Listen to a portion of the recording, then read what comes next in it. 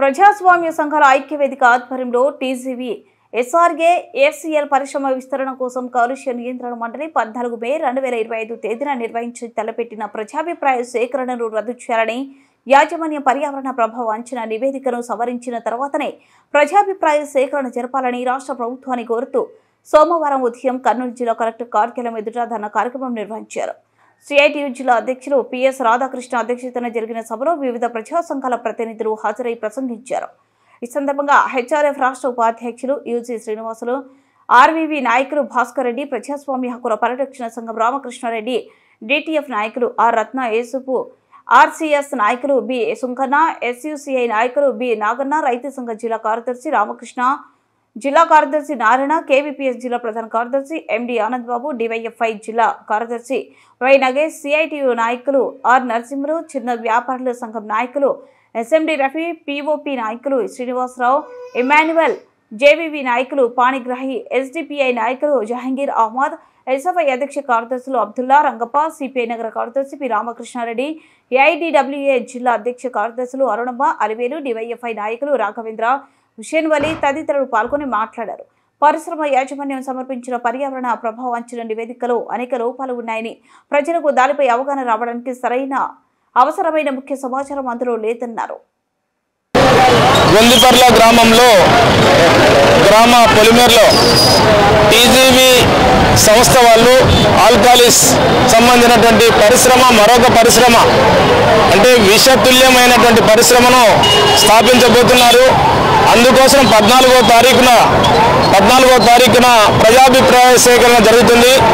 దానివల్ల వచ్చేటువంటి అనర్థాల గురించి ఇప్పటి వరకు పొల్యూషన్ కంట్రోల్ బోర్డు ఏమాత్రం కూడా ప్రజలకు వివరించింది లేదు. ప్రజలకు కనీసం సమాచారం కూడా ఇచ్చిన పరిస్థితి లేదు. ఏకంగా వాళ్ళకు ఉన్నటువంటి పలుకుబడితోని 14/5/2025న రేపు ప్రజాభిప్రాయ సేకరణ పెట్టారు. దీనివల్ల అక్కడ ఇప్పటికే ఆల్కాలిస్ పరిశ్రమ వల్ల రోగాల బారిన పడుతున్నటువంటి పరిస్థితి ఉంది. అక్కడ నీళ్ళన్నీ కూడా పొల్యూషన్ అయినటువంటి పరిస్థితి ఉంది. ఇప్పుడు కనుక ఈ పరిశ్రమ పెట్టినట్లయితే కనుక క్యాన్సర్ కానీ లేకుంటే కిడ్నీలు చెడిపోవడం కానీ ప్రాణాంతకమైనటువంటి రోగాలు వచ్చేటువంటి ప్రమాదం ఉంది. ప్రజలు అనారోగ్యం పాలయ్యేటువంటి పరిస్థితి ఉంది. ఆ ప్రాంతం అంతా కూడా విషతుల్యమైపోయేటువంటి పరిస్థితి ఉంది. కాబట్టి మేము ఈ ప్రజాభిప్రాయ సేకరణను వ్యతిరేకిస్తున్నాం. అదేవిధంగా అక్కడ భూములు అంటే ఆ చుట్టుపక్కల గ్రామాలలో మొత్తం కూడా ఈరోజు గొందిపర్ల కానీ, తాండ్రపాడు కానీ, దేవపాడ కానీ, పూలతోట కానీ, దొడ్డిపాడు కానీ, అదేవిధంగా పడిదంపాడు గ్రామాలలో ఉన్నటువంటి భూములన్నీ కూడా ఈరోజు మొత్తం కూడా పాడైపోతున్నటువంటి పరిస్థితి. వీటన్నిటి ఇన్ని దుష్ఫలితాలు ఉన్నప్పటికీ కూడా ఈరోజు టీజీవీ వాళ్ళు అక్కడ ఉండేటువంటి ప్రజలను ప్రలోభ పెట్టి, అధికారులను ప్రలోభ పెట్టి ఎట్టయినా తమ లాభాల పంట పండించుకునే దానికోసం ఈరోజు ప్రయత్నం అనేటువంటి జరుగుతుంది. ఇది ప్రజా సంఘాలుగా సాగనివ్వకూడదు అని చెప్పేసినటువంటి ఆందోళన ప్రారంభమైంది. అందుకు అధికారులు కూడా సానుకూలంగా స్పందించాలా, రాష్ట్ర ముఖ్యమంత్రి గారు కూడా సానుకూలంగా స్పందించాలా. ఎందుకంటే ఇప్పుడు యూరోప్ కంట్రీస్ వాళ్ళందరూ ఏపీ రైతు సంఘం జిల్లా ప్రధాన కార్యదర్శి. ఈరోజు ప్రజాస్వామ్య సంఘాల ఐక్యవేదిక నాయకత్వాన గొందిపర్ల దగ్గర పెడుతున్నటువంటి యొక్క ప్రమాదకరమైనటువంటి విషతుల్యమైనటువంటి రసాయన పరిశ్రమ అనేటటువంటిది 5 మంది శాస్త్రజ్ఞులు చెప్పినటువంటి దాన్ని మా వేదిక అధ్యయనం చేసి ఈ పరిశ్రమకు సంబంధించినటువంటి విధి విధానాలు అనేటువంటివి రూపొందించకుండా వాతావరణ కలుషిత నివారణ శాఖ ఏమాత్రం దీనికి సంబంధించినటువంటి అవగాహన అనేటువంటిది మాకు ఇవ్వకుండా, ప్రజలకు ఇవ్వకుండా, ప్రజా సంఘాల వాళ్ళకి ఇవ్వకుండా దీని 14వ తేదీన ప్రజాభిప్రాయ సేకరణ అని ప్రకటించడం అనేటువంటిది ఇది చాలా అనుమానాలకు తావిస్తుంది. కాబట్టి ప్రజాభిప్రాయ సేకరణ జరపడం తప్పుపట్టడం లేదు.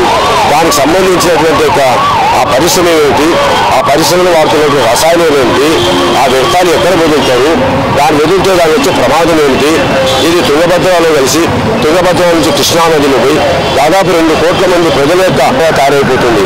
మరి ఈ పరిస్థితుల్లో ఇవన్నీ కూడా ప్రక్షాళన చేసి ఇక్కడ స్వచ్ఛమైనటువంటి యొక్క వాతావరణాన్ని పొందాలా, భవిష్యత్ తరం అంతా కూడా మంచి వాతావరణంలో ఉండాలని చెప్పంటే ఇలాంటి రసతుల్యమైనటువంటి పరిశ్రమల్ని ప్రపంచంలో కూడా చాలా వ్యతిరేకిస్తున్నటువంటి ఉన్నాయి.